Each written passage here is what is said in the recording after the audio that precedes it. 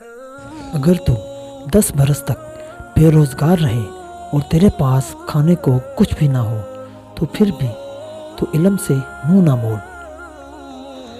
سب سے بہتر اور عزت کا لقمہ وہ ہے جسے اپنی محنت سے حاصل کیا جائے۔ اللہ کا ہر فیصلہ عقل اور انصاف پر مبنی ہوتا ہے، اسی لیے حرف شکایت کبھی بھی اپنے لب پر نہ لاؤ۔ دنیا کو پا لینا کوئی برائی نہیں، لیکن جب دنیا کو آخرت سے بہتر سمجھا جائے تو پھر یہ دھوکہ اور خسارہ ہے۔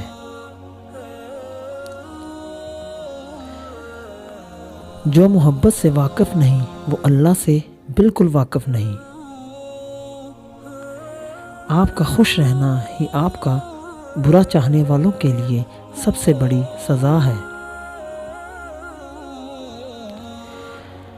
جس رفتار سے تیرا مرض بڑھتا چلا جائے گا تو اسی رفتار سے اس کا علاج کر۔ اللہ کی یاد میں آنسو بہانے والا کبھی جہالت کے گڑھے میں نہیں گرتا، اللہ اسے اپنی رحمت میں ڈھانپ لیتا ہے۔ ہر کام میں دوسروں کا سہارا ڈھونڈنا ایک بہت بڑی بے عزتی ہے۔ اگر تم اللہ سے رابطہ قائم نہیں کر سکتے تو کسی اللہ والے کی صحبت میں بیٹھ جاؤ، اللہ سے رابطہ قائم ہو جائے گا۔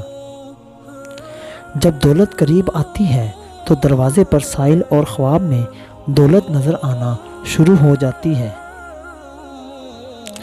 انسان کو آخرت کے اندر کامیاب ہونے کا صرف ایک موقع ملتا ہے اور وہ زندگی ہے، اس کو برے کاموں میں ضائع مت کرنا۔